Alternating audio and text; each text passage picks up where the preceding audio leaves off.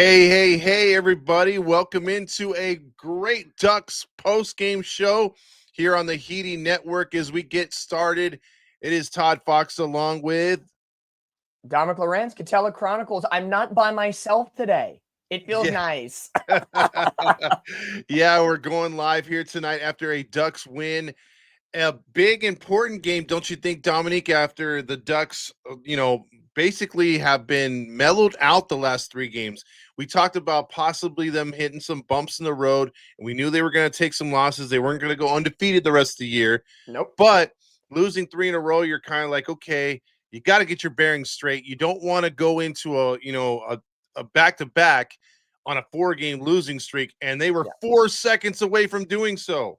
Man, oh man, what a game tonight here for the Ducks. And like I talked about after the loss on Saturday against Minnesota, it was one of those situations where it was undisciplined hockey after undisciplined hockey the last two games, because the Colorado game, as we said already, was a learning experience. Then you have two poorly disciplined games.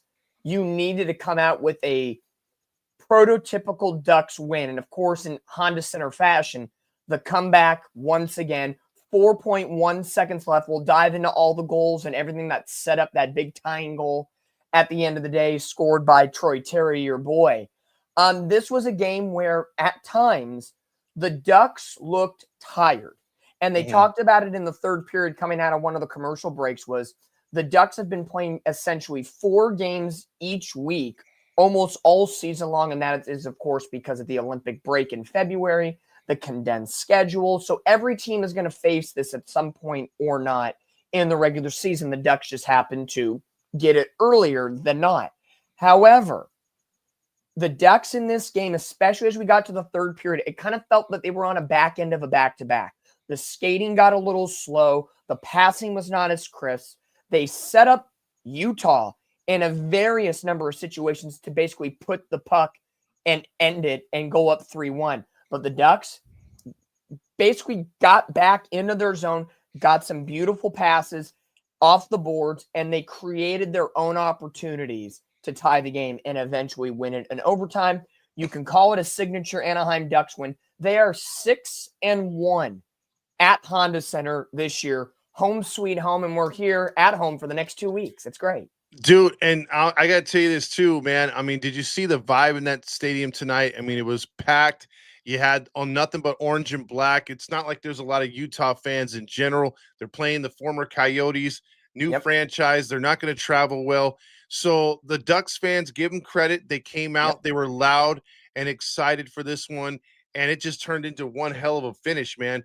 I did not, I was hoping they would get a couple good crashes, but at the end right there where Dostal had to go back in the net, and because they were on that side right there, I thought, man, third period, I just he ran back to the sideline to the side with 35 seconds left. Yeah. I thought, man, I don't know, man. Maybe you can get one more shot on goal, maybe 2 if you're lucky. Yeah. And boy, they crashed the net. They put the pressure on, and scoring that goal, that place went nuts.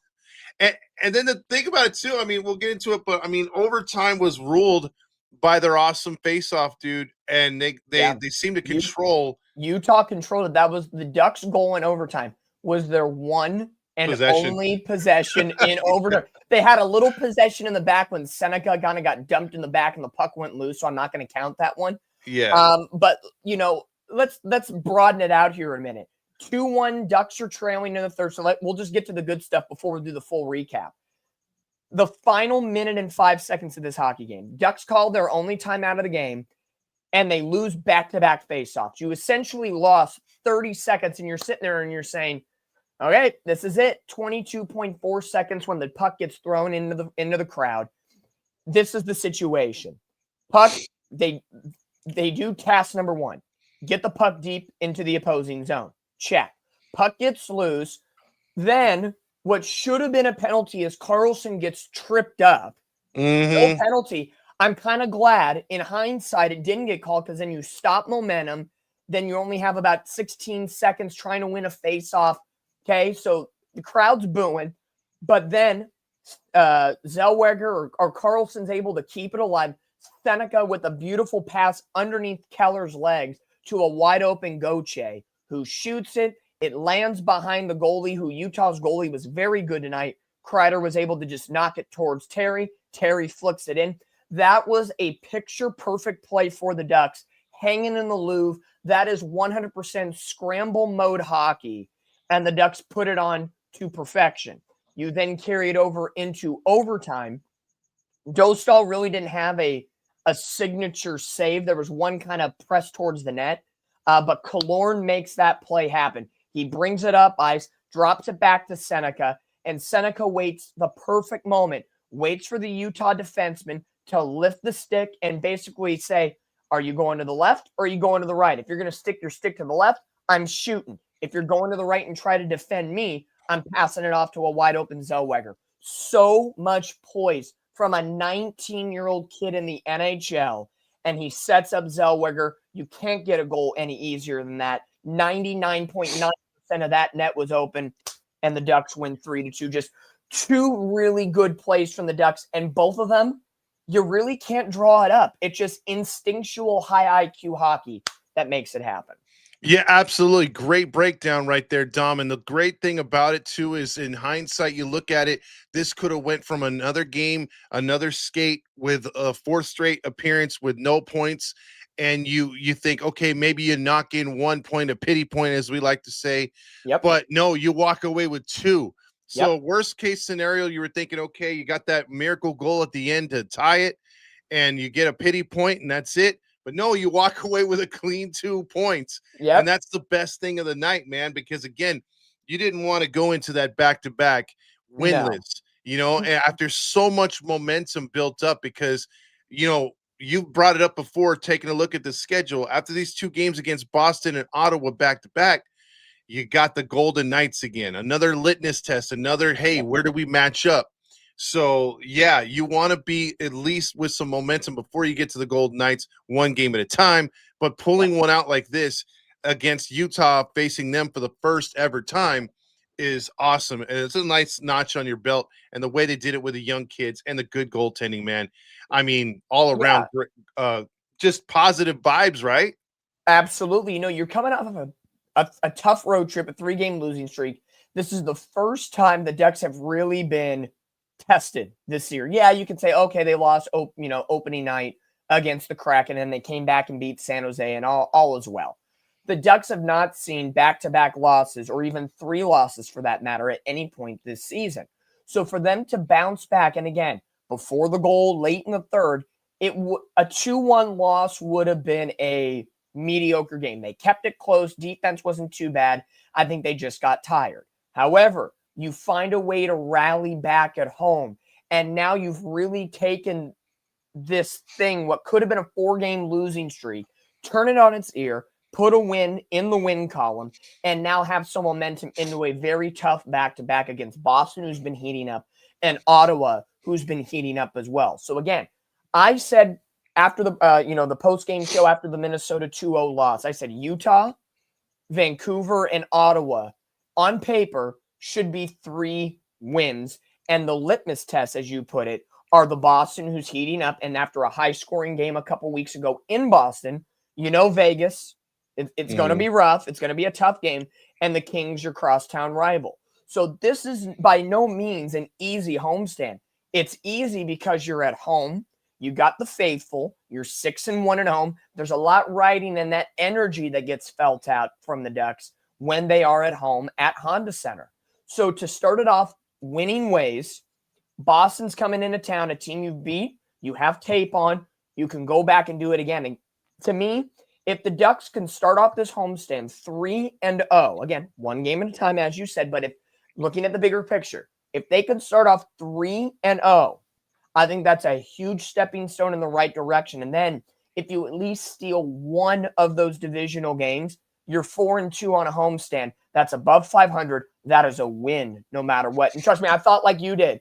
As soon as Terry scored a goal, I was like, yes, pity point. Yes, 4 seconds. Don't screw it up. And, they get the extra bonus point with the win. So, again, even if they had the pity point, I would have taken it tonight to snap. Well, it would be a loss, but to snap the no-point streak over the last week, I would have taken the pity point as well. So, again, hats off to the Ducks. We'll take 2 points. Hell yeah. I mean, that's best case scenario. And usually for this team, that never happens. So with Yep. that being said, although they had opportunities to make this 2-0, because it was 1-0 for a very long time Yes. before the Mammoth tied it. But before we get to that and other stuff, let's talk about the goals.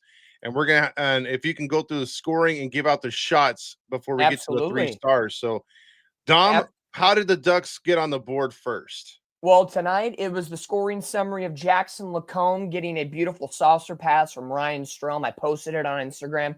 You couldn't get any better of a pass and setup from Ryan Strome. What I will say in terms of Ryan Strome, he's only been in a couple of games since coming off the IR. He has looked very good so far this year, and he was kind of on the bench. Maybe he wasn't a part of every single play. He ignited that bench and kept the energy up, especially late in the third and in overtime. So that is absolutely great in the sense of having a veteran presence on that bench and on the ice for the Ducks. But he gets an assist from Jackson. It's his first goal of the season. It has been a long time coming. Lacombe has been, again, doing it all in defense. He joins the offensive rush. He's a guy that could have a 15-plus goal season. He has that ability in him. Gets his first of the year, assisted by Strome and Killorn. Killorn with 2 assists tonight, looked very good. 1-0 Ducks after 1.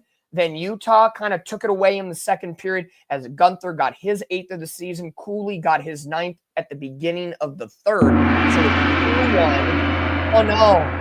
I was thinking in my mind with the gong of like, oh, no, we suck again. That kind of one that came out. I'm like, oh, no, we're down 2-1.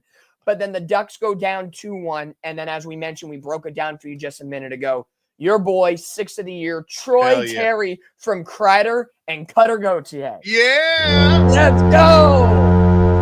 It was a great setup. And Gauthier, you think that, again, let's break down each element of that goal to tie it. Mm-hmm. You have the puck being kept behind the net and preventing Utah from clearing it out. That's step 1.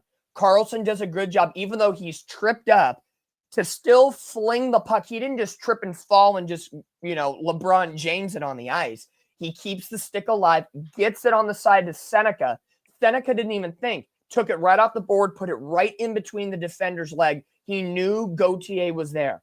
What does Gauthier do? The sniper snipes that one to the net. He goes past the goalie, who was, again, very good tonight for Utah, and gets to the post. We were a post away from losing this game. Yeah. Kreider's there on the back end, and really, it wasn't so much a Kreider pass to Terry. The goalie kind of twisted his arm, couldn't quite, it's weird. I can't do it here, but it's like he's kind of turned to try to latch down on the puck. But because he was kind of twisted, the only way, if this is the puck for him to get down, he probably would have had to break his wrist because he's already kind of turned.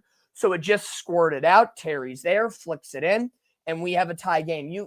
Again, those are the plays you can't draw up. You are in scramble mode with less than 15 seconds left in the game.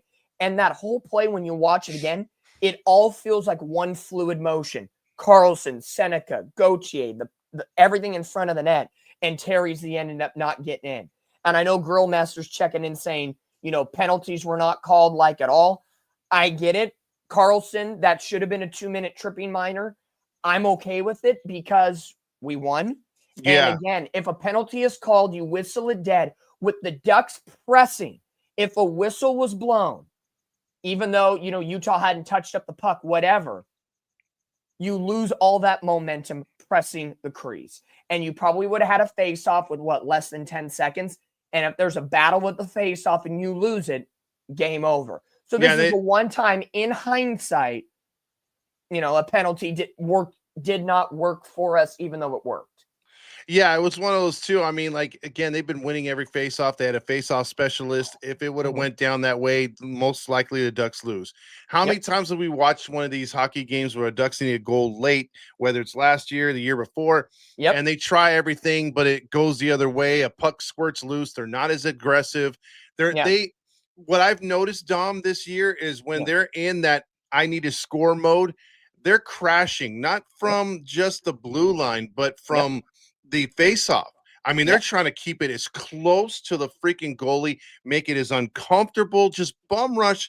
And when the puck squirts anywhere close to a defender to try to clear it out, like you said, they're putting a body on them. They're throwing elbows. They're trying everything to keep that puck They centralized. they threw So, everything at the kitchen sink, and like Jesus said, what a game. Those are our Catella comeback kids. Absolutely. The comeback on Catella is clear. And you know, you have to, in those situations, you have to throw everything at the kitchen sink because it's hockey. Something is going to get tipped. Something's going to happen. So it leads us to overtime. Utah controlled everything in overtime, but it's not about who controls it. It's about capitalizing on opportunities. Killorn at the end of his shift, that little tandem of players, Seneca, Gauthier, and Killorn were on the ice for a while. Killorn, instead of just dumping the puck or handing it off and saying, okay, we're going for a change, he said, let's make one rush. And if it works, great. We'll have to get off the ice. And again, you're got to be ultra aggressive, and you win some and you lose some. So sometimes it's going to pay off. And this time it worked. He pressed the puck. He got the trailer in Seneca, had 3 Utah defenders kind of in that little opposite V situation. And it's who balked first. Seneca dangled the puck, dangled that carrot, waited for the defender to make a choice. He made the wrong choice.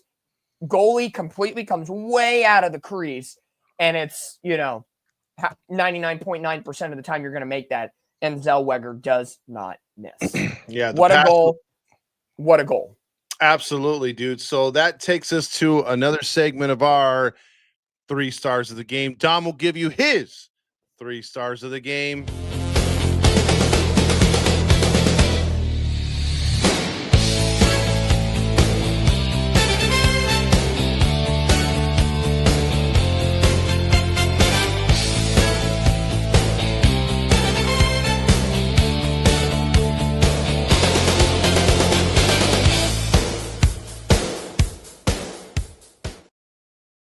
So that is our 3 stars little setup right there. So Dom, let us know who are your 3 stars of the game tonight as the Ducks win, baby. Let's go. Fly together. Just want to give a little love to Owen Zellweger. Got the OT goal because we didn't play before the 3 stars. Oh, yeah. There you go. Get the horn going. Hey, Ducks won. Guess what? You got 3 horns tonight. That's what happens. And FYI, honorable mention for the 3 stars tonight goes to Todd for rejoining the postgame after me having to host 2 losers in a row. How magnificent. Todd texted me, I think halfway through the third, like, you want to join postgame tonight? I said, of course. And then the Ducks came out and won. So manifestation, again, me wearing the Mammoth Lakes t-shirt today after vacation. I realized that as I'm sitting watching the game, I'm like, oh shit, I made a mistake. I've made a wrong turn. And no, you jinxed him. You jinxed him. I reverse jinx. So it works out this time around. But the 3 stars of the game tonight, before we get into some viewer comments here tonight, we're going to go with the number 3 star, Jackson Lacombe. He got the scoring started, gets his first goal of the season, and he has been a workhorse. I know the defense has been a strugglesome part for the Ducks so far this year. Lacombe, who's been risk it to get the biscuit as he plays defense, joins the offensive rush. He and Trouba have been very good together. It pays off tonight on a great assist from Strome. Jackson Lacombe, first goal of the season, your number 3 star of the game. And then I'm torn between my first 2 stars. And I think I'm going to put at the number 2 star of the game, Owen Zellweger. I know a lot of people have him at number 1 for the game-winning goal. He was gifted that game-winning goal. So I'm going to say Zellweger, who did a great job tonight. He also put a body on a Utah defender late in the third when Utah almost scored. I believe it was about 5 minutes left in the game. Dolstall made that save, and he just trucked the Mammoth right in the backside to prevent him from getting that extra tip. So great defensive work from Zellweger.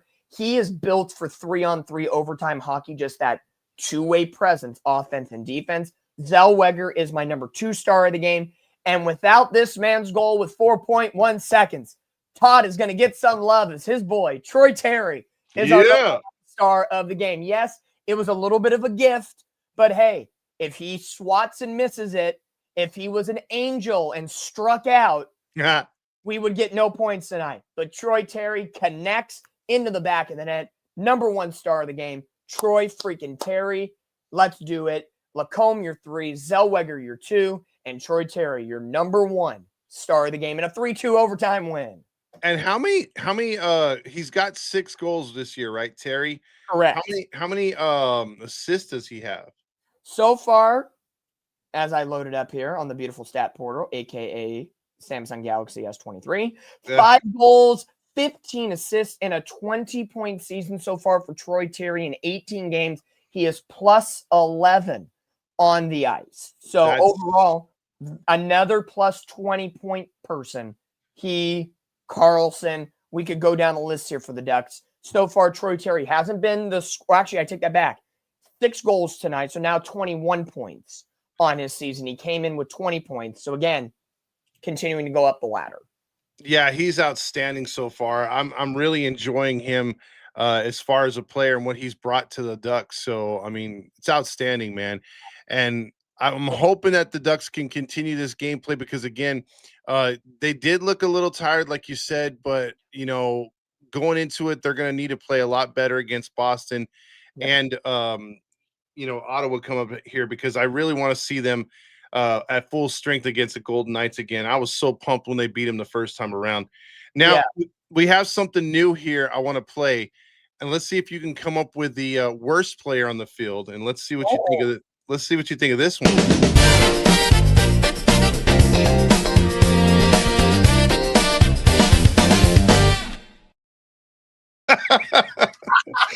I'm not gonna lie. The intro music for about a half a second, I'm like, is this like Sabrina Carpenter? Like tears? And I'm like, and I don't listen to that stuff, but I'm like, you see it all the time on social media. I'm like, I hear dun dun dun. I'm like, what is Todd doing to me? Try to pull. No, let's go. Worst performance of the night. I know I threw you a curveball, man. I'm sorry. Or a knuckle puck. I threw you a knuckle puck. I'm okay. I'm not worried about it. Again, on a 3-2 overtime win, I am game for anything. So I'm fine. At the end of the day, because we're not as familiar with Utah, and again, they kept this game tied up until about 4 seconds remaining. I'm going to give it to and I know I said he was very good tonight against the Ducks, but because he misplayed that overtime goal, I'm going to give it to the Utah netminder for coming so far out of his blue paint with 3 defenders crashing. He could have stayed back and prevented anything from happening. So I'm going to give the Utah Mammoth goalie, Vejmelka. He had 23 saves on 26 shots, an .885 save percentage. He would have been the reason why Utah won this game in the third period with all the crashing that the Ducks did at the very end. But Vejmelka is going to get the, hoser of the night? Yeah, the hoser of the night. The fans were going with McTavish. But, McTavish. Yeah, they're going for McTavish. McTavish could be like, the hoser of the start of this, or the hoser of the previous road trip. I think that's if we backpedal a little bit.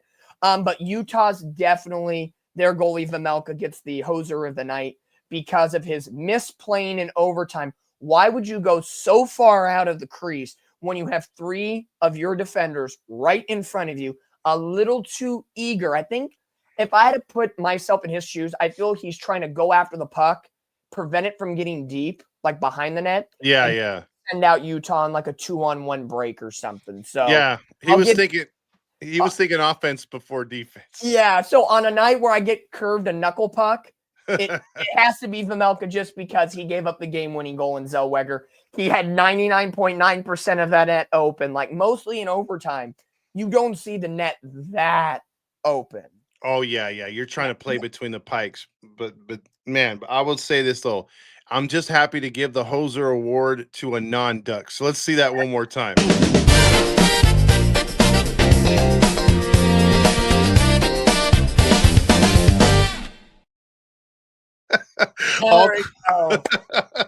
So we give it to the goalie from Utah / formerly known as Phoenix, but rest in peace, Coyotes. Rest in peace, Coyotes. I know our good buddy Fernando who loves the Coyotes. We'll see if he sways to the Utah, formerly known as the Utah Hockey Club, now Utah Mammoth.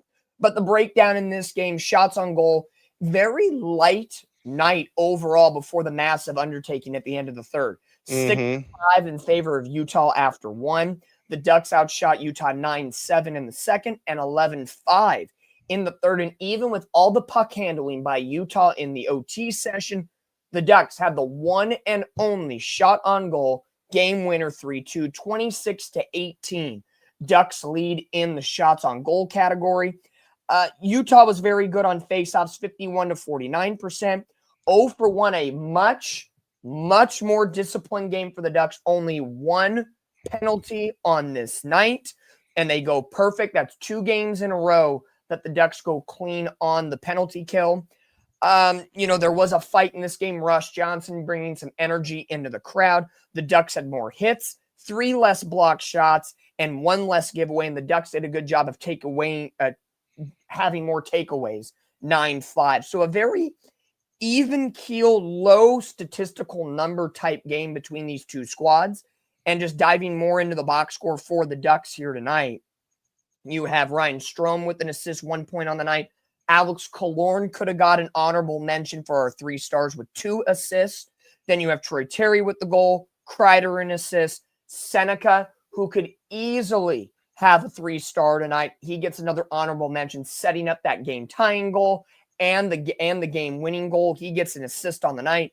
Cutter Gauthier with a point. And then from the defensive side of things, Lacombe and Zellweger. More defensemen had goals tonight than forwards.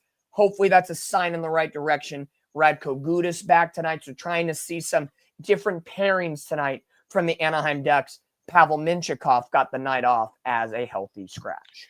And as you bring that up, as guys are coming off the IR and you're getting more veteran play in there. Now it's just Coach Q's got to find the right kind of combinations, like you said, and it might take a little bit for these guys to maturate together.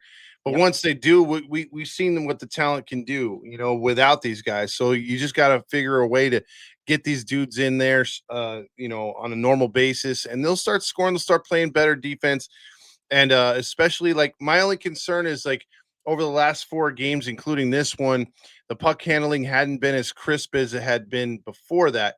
Yes. But hopefully here they can get things squared away, because I'm telling you, man, I'm geeked up. I don't like looking too far ahead. You know me, I'm like the next game, next team, next opponent only. Yep. But we do like to peek into the future, so that's why I'm like really excited for that Golden Knights matchup. Yeah. But I do want to see some better hockey, especially some more getting back to more of a dominant 4 goals, because we got kind of used to them scoring 4 goals, 5, 6 goals a night. Exactly. And that's great. And I think as Grillmaster points out, Granlund re-injured his same lower body injury, so he's day-to-day. Ryan Failing, he's still day-to-day with his injury. So again, those 2 guys, Failing's been a good setup guy. Granlund knows how to put the puck in the back of the net and set up other guys. So again, you got Gudas back, you're getting Strome back, you're getting there.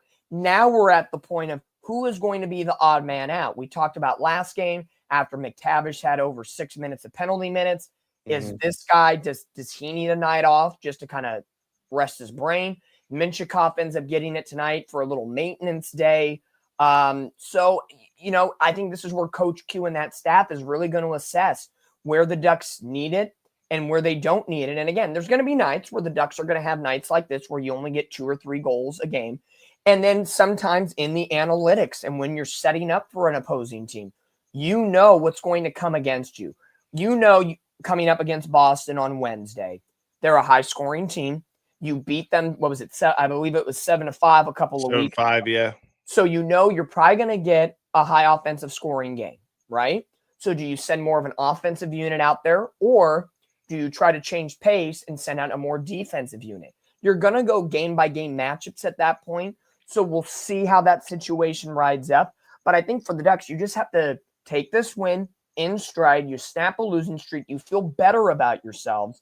And now you're in a situation that says, okay, we're back to ground zero. We have a win under our belt. We can breathe a little bit. We don't have to hold on to the stick too much and freak out a little bit and play, and not play the way we should be playing. Because when you start playing not like yourselves, that's where you get into trouble, not just in the wins and losses, but you set yourself up for injuries, and you're not doing the things you should be doing at the end of the day. So I think in a good way, this is a nice clean, simplistic win for the Ducks where it seems like you had to do a lot, but Dostal had a good night, limited Utah, and the defense limited shot opportunities. Two evenly matched teams, I think, at the end of the day. Two young teams as well.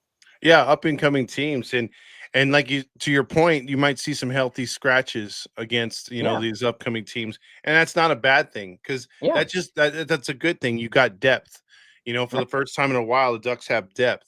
So and Demetrio checks in. I know Demetrio was at the game tonight, so he got us a win. Our good buddy Michael from the Mighty Club, he was at the game. He was messaging me wondering if I was at the game, and I said, no, it is raining. I'm in the comfort of my own home watching this game tonight.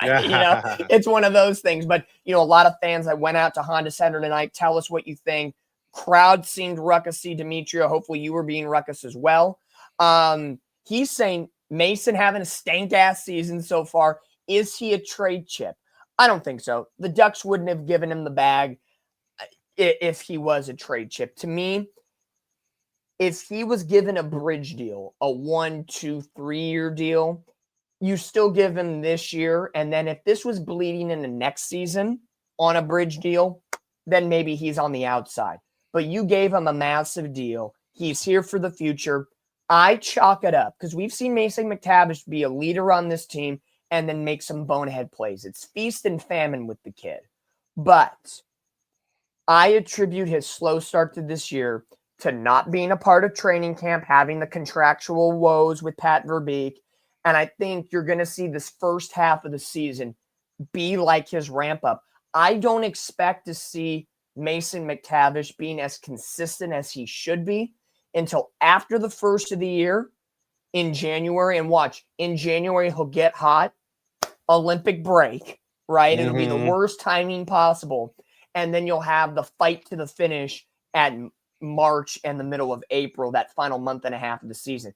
So to me, if you have all the other contributing factors, the Senecas, the Carlsons, the Terrys, all these other Nestorenkos, kind of the fringe guys, Cutter Gauthier doing his business, if you can have the supporting cast lead the way, and then when McTavish needs to come in that latter stages of the season when we're in that playoff push, and he now adds himself into the realm, what teams do well in the playoffs? The ones that get hot near the end, players and teams as a whole. So if right now we're winning and he's been mediocre / off the pace, imagine when he's on the pace.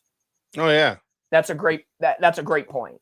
Absolutely. So that's why we're hyped up, man. And so far this season, we're on one as the Ducks are now improving this season. We look at the standings right now. The Ducks have, let's see, that Pacific Division right now. They were trailing the Kings, but I think they hopped them tonight. Yeah, we're back in first place in the Pacific Division. 25 points to the Kings, 24. Kraken have 23. Golden Knights, Edmonton with 22. Vancouver and the Sharks. So the only team that we've pulled away from so far is the Calgary Flames. I know it's still early, correct, but the Pacific Division's pretty damn tight. Well, and you look at the Pacific Division as just a week ago, after the win against Winnipeg, San Jose was in third. All of a sudden, they're back to seventh. So this Pacific Division can change on its ear very quickly. Like there's 6-point differential between first and seventh. So it's been one of the most, if I look down, probably one of the most competitive divisions, maybe outside of the Eastern Conference Atlantic Division, where literally first place Boston, who lost tonight's at 24 points, and last place Buffalo's at 18. So to me, there's really outside of Calgary, right? I would say outside of Calgary, everybody is competing really well in the NHL this year. There's not one team that's severely behind, but ever since the Ducks played Vegas in their last 10 games is 3-3-4, right? They've struggled. Seattle's 5-2-3. The Kings are 6-3-1. So you're seeing a little bit of changing of the guard. It's a week by week situation right now in the Western Conference Pacific Division, and the Ducks 7 of 10 in the win column. What more do you want? 6-1 at home, and you can look at the goal differential. I know that's a big statistic for you, Todd. Ducks are the 1 of 2 teams in the entire Pacific Division that have a plus goal differential, plus 10. Vegas is at plus 4. Everybody else is in the red. Kings -1, Seattle -1, Edmonton -12, Vancouver -10. San Jose is at a -7. They're only the 4th worst, and they're in 7th place. Yeah. It's very strange how this kind of works out. Yeah, hockey takes a while before you start seeing the dregs of the league or teams falling off, and you can, it takes a while, but there's some funny stats in here too. Like you got New Jersey undefeated at home, but they've lost 4 on the road. Yeah. You've got Colorado undefeated at home. They only got 1 loss total and 1 loss on the road. And then you got the Kings who are in 2nd place. They're 1-4-2 at home, but 9-2-2 on the road. That's strange. That's very strange. And then the other one I wanted to point out was the Rangers are 1-7 at home, 9-1-1 on the road. So yeah, watch out for them on the road. And imagine the New York media. You've won 1 game. Oh my God, people are dying. Joshua, our good buddy, he was at the Ducks game tonight. Good for you, Joshua. Yes, sir. I saw a comment very early on. Now that it triggered my mind when talking about New York, even though it has nothing to do with New York. Mm-hmm. Is this true? Are we all the way in China right now? Or is this a joke? Am I not in on something? I don't know. We do have some servicemen. We have a couple of fans. There's a Lakers fan in Japan that listens to the Angels podcast, watches us there. Of course, you got our good buddy that does our Substack. He's over there in Japan as well. So if Alex is another one over there, Alex, if you're still watching, let us know. Is this legitimate? Are you in Hong Kong right now? Because if that's the case, hallelujah, that is absolutely amazing. Hockey's not exactly number 1 in Hong Kong, so I'll give him credit for that, man. That's pretty dope. Credit where credit is due. But overall, I think no matter how you look at the standings at this point, home road, we're still in the early stages of this year. I truly do not take anybody seriously until we get to the new year, until we get to January, and you really get to that halfway point. Maybe you can take some teams seriously going into December. It just really depends on how many divisional games you've played and what you're scheduling. And I think maybe this year is the type of year where you look at the schedule and know, because of the Olympic break and the condensement of the schedule early on, that maybe by December, you really are going to know what you have, because after this massive homestand that the Ducks are on, they go to Chicago to end the month of November. The schedule doesn't change. They have 4 games that first week of December. The 30th of November, carries over. 2nd week of December, 4 games in a week. 3rd week of December, 4 games in a week. With that 3rd week of December, the 4 games, 2 back-to-backs on the road, day off in between, back-to-back at home. Yikes. Then you have 2 games because of Christmas, and then 2 more. So there's really no time. And I think John Ehlers and Brian Hayward did a good interpretation tonight analyzing this. Was there's really no time for practice and clean skating. And you're essentially cleaning things up on the ice in a true game fashion. So every team's going through this. This is not just the Ducks issue. It's the quality of games that the Ducks are playing right now against quality teams. And like I said, the NHL is very even right now. If you look at the league standings from top to bottom, no one is getting shortchanged. And the Ducks, they'll have a massive East Coast road trip in December. Pittsburgh, Islanders, Devils, Rangers, Blue Jackets. Again, you get to that East Coast swing yet again. And again, you don't get shortchanged again. Utah's coming back into town. You're going to have the Capitals. You have divisional matchups like San Jose, Seattle. There is no stopping at this point. So really, if you got your foot on the gas, drive it as long as you can get it. And right now, until the Ducks have those 3 days off after the game against Vegas, then you can maybe pump the brakes and take a break. Yeah, that's what happens too. I mean, you're gonna have a 3-game stretch like they had prior to this game tonight. And again, I mean, look at Washington. Washington's had a couple stretches because we know they're not going to finish in last place in that division in the Metropolitan. They're gonna climb out of that. They're only 7 points back. So in 19 games, again, we're only 19 games in. we're barely approaching the quarter point of the season. So I do want to see another 21 games to when we get to 40, like you said, all those matchups coming up. I want to see and assess the Ducks, because I think by the time you get to game 40, game 41, midway point, you pretty much know what you got for the most part, unless you have a collapse or you go on an extreme, ascension. So right now, yeah, that's what I'm looking forward to. Is these kids can continue this play, keep it up. They're going to be in it for the. I think once you get to game 40, 41, if they're still playing at this ratio, Coach Q's got them playing, toe to toe with these teams. They're still like either at first place or hovering around it in the Pacific Division. We're going to see some playoff hockey, and I think that's where you start to get excited, and games are going to mean a lot more, because now you're going to get into that second half of the season where it's jockeying for position. So I don't want to look too far ahead, but this is something we haven't talked about as Ducks fans in a while. Ducks fans, Angel fans, it's all the same. But to me, when you look at the overall league standings, the top 10 teams in the NHL, the Ducks have played all of them at least once, with the exception of the Kings. They have beaten 7 of those 9, with the exception being Colorado and the Kraken. Yeah. The Ducks are hanging with the most of them, and they've looked good throughout the year. Again, last week, everybody goes through a little stretch. Vegas has won 3 of their last 10 games.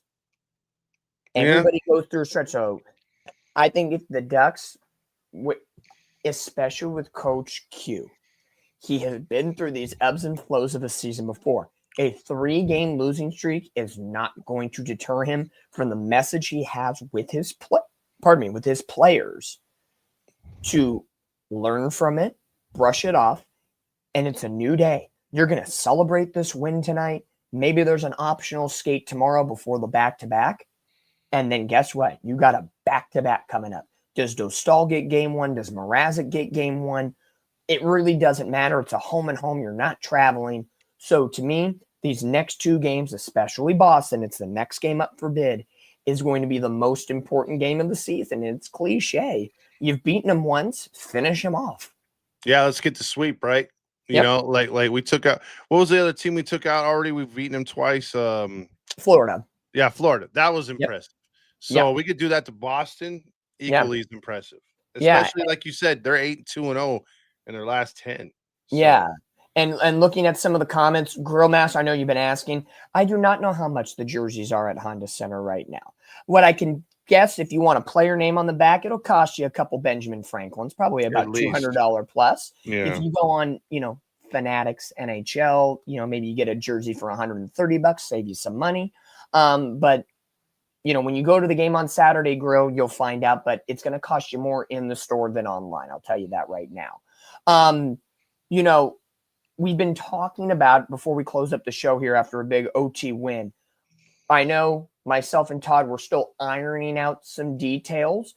As we've said, the goal, we've been telling you to keep this Saturday open, because we'll say it now again, we're not breaking news because we're still confirming some things, so we're hoping for the best.